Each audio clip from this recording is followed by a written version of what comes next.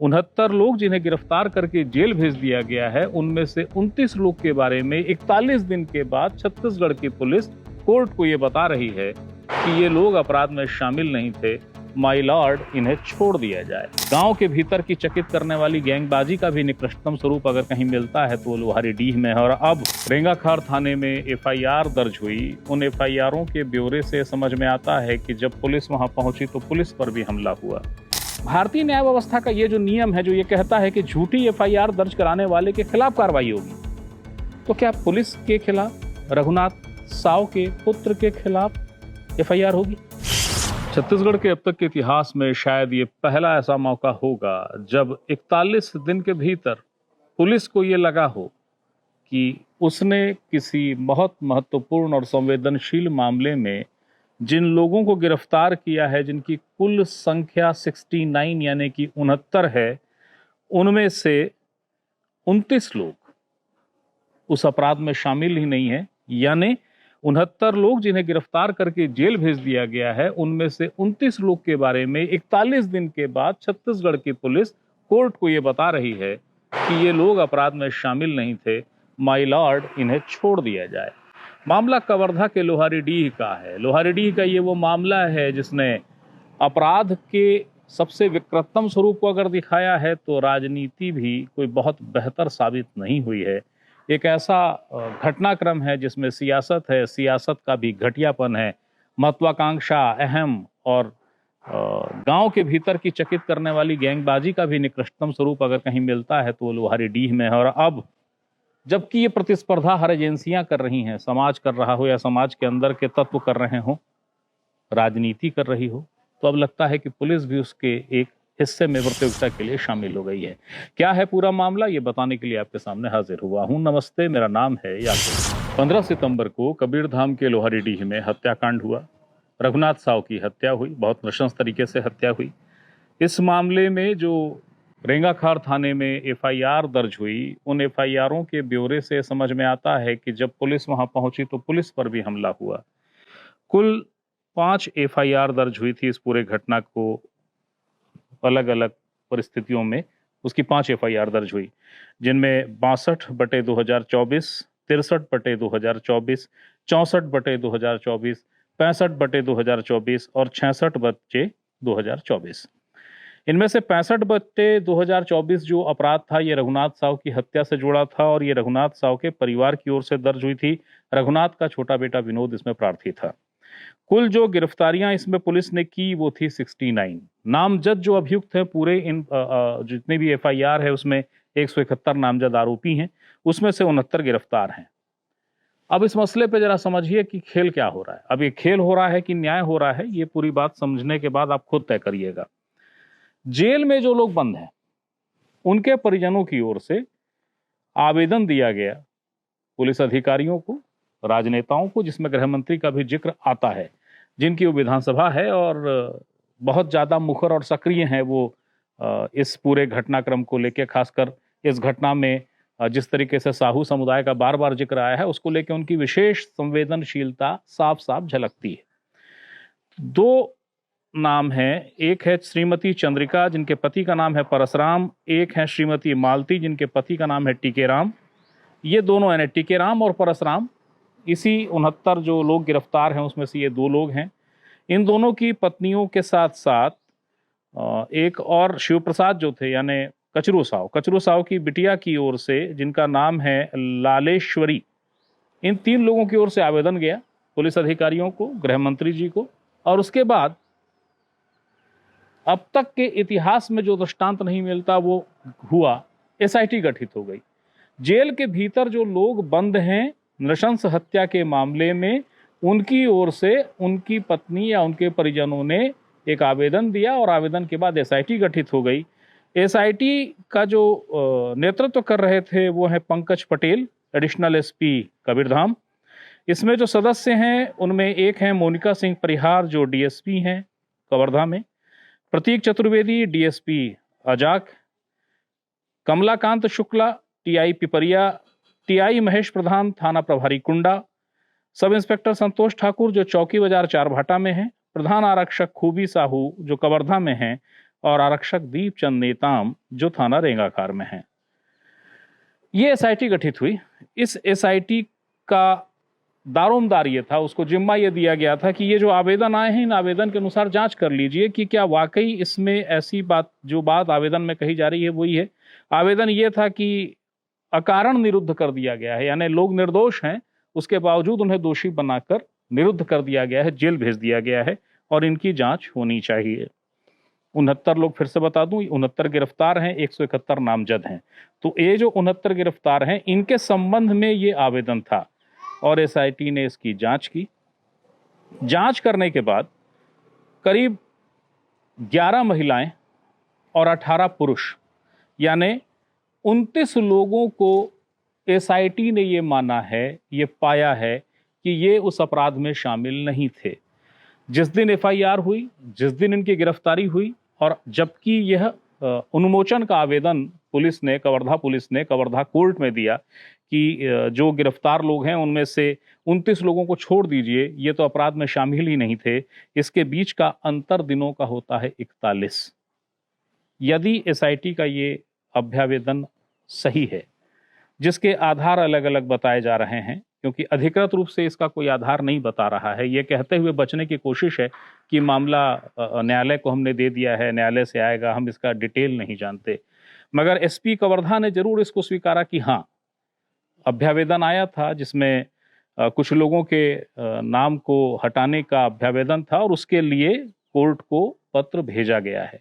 जो प्रक्रिया होती है एफआईआर में, यदि नाम आ जाए और उसको नाम वापसी करना हो तो उसकी जो प्रक्रिया है वो प्रक्रिया के लिए एसपी का अभ्यावेदन पर हस्ताक्षर अनिवार्य है, वरना उसके बगैर ये अभ्यावेदन स्वीकृत या विचारण की श्रेणी में ही नहीं आएगा। अब ये अभ्यावेदन जो पहुंचा है, इस अभ्यावेदन के पहुंचने के बाद कई सवाल खड़े हो गए हैं। सवाल क्या है, आगे बताओ। पुलिस जब कोई एफआईआर दर्ज करती है और एफआईआर दर्ज करने के बाद आरोपी को जब गिरफ्तार करती है और जब उन्मोचन के लिए लिखती है कोर्ट को, तो दोनों की भाषा को अगर आप सुन लें तो आपको समझ में आ जाएगा कि सवाल खड़े होते हैं, लाजिम है कि सवाल खड़े हों। एफआईआर दर्ज हुई, आरोपी गिरफ्तार हुआ, तो उस समय पुलिस जो लिखती है वो शब्द कुछ यूं होते हैं: पूछताछ में आरोपी द्वारा अपराध किया जाना कबूल किया गया तथा आरोपी द्वारा किया गया कृत्य अपराध धारा सदर का सबूत पाए जाने से गिरफ्तार कर न्यायालय में पेश किया जाता है। यानी वो जो अपराध क्रमांक 62, 63, 64, 65 और 66, इसमें जिन लोगों को गिरफ्तार किया गया, जिनकी कुल संख्या 69 है, इसके लिए पुलिस ने उस समय यही लिखा था उस चालान में, जिस चालान के साथ उन आरोपियों को कोर्ट में जमा कर दिया गया। अब जरा वो अभ्यावेदन के शब्द सुन लीजिए जो कोर्ट में दिए गए हैं। थोड़ा लंबा है, कोशिश करता हूं जल्दी से पढ़ लूं। दिनांक 15 सितंबर को लोहारीडीह में हुई घटना में जेल में बंद आरोपियों में से कुछ के द्वारा घटना में शामिल नहीं होने के संबंध में आवेदन पत्र दिया गया, जिसके तारतम्य में जांच हेतु विशेष जांच दल का गठन किया गया। विशेष जांच दल द्वारा प्रार्थी एवं गवाहों तथा स्वतंत्र साक्षियों का कथन लिया गया, जिसमें उनके पुलिस कथन और एसआईटी के समक्ष दिए कथन में भिन्नता पाई गई। इसके आधार पर एसआईटी के द्वारा न्यायालय के समक्ष कलमबंद बयान निष्कर्ष के लिए दिया गया कि चूंकि बयान अलग अलग आ रहे हैं, इसलिए यह बहुत जरूरी है कि इनका कलमबंद बयान करा दिया जाए। कथनानुसार न्यायालय के समक्ष कलमबंद बयान कराया गया, जिसमें प्रार्थी एवं गवाहों के द्वारा उल्लिखित नामों के लिए घटना में शामिल होना नहीं बताया गया। पुलिस अधीक्षक से लिखित अनुमति लेकर उन्मोचित करने हेतु आवेदन प्रस्तुत है। ये आवेदन कवर्धा सीजीएम पूजा मंडावी जी की कोर्ट में जमा हो गया है। जिस तारीख को यह जमा हुआ है उस तारीख को, यानी 26 अक्टूबर को जब ये आवेदन जमा हुआ, उसी दिन 164 का कथन हुआ, कलमबंद बयान जिसको कहते हैं, और उसके तत्काल बाद ये आवेदन, जिसमें एसपी का अनुमति पत्र भी उसमें शामिल था, इसके साथ कोर्ट में जाओ हुआ कि इन जो 29 लोग हैं इनके नाम आप हटा दीजिए। सवाल अब यह है कि अव्वल तो छत्तीसगढ़ के इतिहास में ऐसा पहली बार नहीं है कि कोई विवेचना हुई और आरोपियों के नाम हटाए गए होंगे, इसके पहले भी हटे हैं। लेकिन आप जरा सोचिए ना, एक मामला जो बहुत बहुचर्चित मामला है, लोहारीडीह मामले में एक नहीं 3 मौतें हो चुकी हैं। एक मौत प्रशांत की है जो न्यायिक हिरासत में हो गई, जिसकी मृत्यु को लेकर तमाम प्रश्न अभी भी उठते हैं, सियासत सवाल उठाती है। एक मौत रघुनाथ साहू की तो हुई ही थी, जिसके बाद पूरा घटनाक्रम हुआ, और रघुनाथ साहू की मृत्यु के ठीक बाद ये पता चला कि जो शिव प्रसाद साहू हैं, जिनका नाम कचरू था, जिनका शव मध्य प्रदेश में मिला, दरअसल वो भी फांसी लगे हाल में मिला था, मगर वो हत्या थी। ऐसे पूरे मसलों में, ऐसे पूरे मामलों में जिसमें मौतें हो रही हों, उसमें 67-69 लोग गिरफ्तार होते हैं। पुलिस कहती है जब गिरफ्तारी के समय कि इनके खिलाफ साक्ष्य है, सबूत है, हम इनको गिरफ्तार करते हैं। 42 दिन के भीतर पुलिस, यही वही पुलिस जिसने इनको गिरफ्तार किया, वो ये कह देती है कि नहीं, हमारे पास ये 29 लोगों के खिलाफ साक्ष्य नहीं है। प्रश्न ये है कि 41 दिन पहले साक्ष्य था, 41 दिन के भीतर आपके पास साक्ष्य नदारद हो गए। तो यदि ये वाकई निर्दोष हैं और यदि एसआईटी की जांच पूरी निर्दोषिता और पवित्रता के साथ है, क्योंकि प्रश्न ये भी हमेशा से सियासती हलकों में उठता रहा है कि कतिपय राजनीतिक दबाव है, एक जिद की तरह कोई व्यवस्था है जो काम कर रही है कि नहीं, इनमें से कईयों को बाहर निकालिए, आपको हर हाल में इनको उन्मोचित कराना पड़ेगा, ये इनके इन प्रकारण करिए। दावा अफवाह में ही है, मगर दावा है कि बाय हुक बाय क्रुक ये काम करना चाहिए और ये काम पुलिस की एजेंसी को करना चाहिए। तो यदि इन अफवाहों में कोई सच है, तब तो फिर और क्या ही कहा जाए कि क्या पुलिस अपने ही लिखे को मुकर गई। और यदि ये अफवाहें सिर्फ अफवाहें हैं कि नहीं, कोई राजनीतिक दबाव नहीं था, ये तो बड़ा नीरक्षीर जांच हुई है, पाया गया कि निर्दोष थे तो उनको हटा दिया गया, तो फिर एक अगला सवाल उठता है, किसी प्रकरण में कोई गलत नाम आ जाना, 1 का आना, 2 का आना, 3 का आना, 4 का आना समझ आता है। 29 नाम गलत दर्ज करा दिए गए, और जब दर्ज कराए गए उसके बाद 41 दिन तक जेल में रह गए, तो इसका जवाबदेह कौन है? भारतीय न्याय व्यवस्था ये कहती है कि यदि एफआईआर झूठी दर्ज कराई जाएगी, ये पाया जाएगा, तो एफआईआर दर्ज कराने वाले के खिलाफ एफआईआर होगी। तो रघुनाथ साहू के पुत्र ने ये जो एफआईआर दर्ज कराई थी, जबकि ये याद रखिएगा कि मतलब ये एक अकेली एफआईआर नहीं है जिसमें ये 69 आरोपियों का जिक्र है या 69 में से इन 29 को निकाला गया है। ये वो जो 5 एफआईआर है, उन 5 के संयुक्त आरोपी हैं, और इन सबके बारे में किसी में 3 आरोपी थे, किसी में 5 आरोपी थे, किसी में 2 आरोपी थे। उन 29 को निकाल लिया, पुलिस ने कहा कि नहीं, ये इनके खिलाफ साक्ष्य नहीं है। तो उसमें से कुछ एफआईआर तो पुलिस नहीं दर्ज की थी। तो भारतीय न्याय व्यवस्था का ये जो नियम है, जो ये कहता है कि झूठी एफआईआर दर्ज कराने वाले के खिलाफ कार्रवाई होगी, तो क्या पुलिस के खिलाफ, रघुनाथ साहू के पुत्र के खिलाफ एफआईआर होगी? यदि नहीं होती है तो दोषी कौन है इन 41 दिनों का? वो जेल में थे, निर्दोष थे। हालांकि अभी ये निर्दोषिता, पुलिस की एसआईटी जांच, जैसा मैंने कहा कि इसकी पवित्रता पर भी प्रश्न है, इस एसआईटी और इस प्रतिवेदन, इस अभ्यावेदन की शुचिता पर भी सवाल है। ठीक है, उस सवाल के लिए सियासी हलकों में चर्चाएं हैं। अभी हम सिर्फ उन चर्चाओं की बात कर सकते हैं, क्योंकि यदि ऐसे कोई अदृश्य निर्देश हैं तो कोई लिखित में तो दिए नहीं जाते हैं कि नहीं, इनको उन्मोचित कर दीजिए या इतनों को हटाइए, मगर इनकी चर्चाएं सार्वजनिक हैं कि एक शक्ति ऐसी है जो चाहती है कि इनको उन्मोचित करो, इनको हटाओ, कम से कम संख्या में लाओ। कांग्रेस की ओर से भी ये आरोप लगाए जा चुके हैं।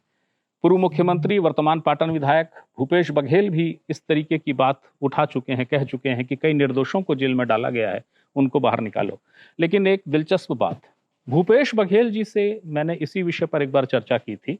मैंने पूछा था कि सर, आप ये कहते हैं निर्दोष हैं, तो फिर दोषी कौन है? तो उन्होंने 5 लोगों का जिक्र किया था कि ये 5 तो कम से कम नहीं थे, ये तो बाहर थे, मध्य प्रदेश या दूसरी जगहों पे थे, इनको कैसे शामिल कर दिया गया है? ये तो उस वक्त उस जगह पर थे जहां पे कचरू साहू का शव था, उसको निकाल रहे थे और निकालने के बाद आए थे, उसके पहले घटना लोहारीडीह में हो गई थी। यानी उनके पास भी सिर्फ 5 नाम थे, वो भी जांच होनी थी। मगर ये पुलिस का कमाल कहें या उस अदृश्य शक्ति का जादू कहें, अब 29 नाम हैं।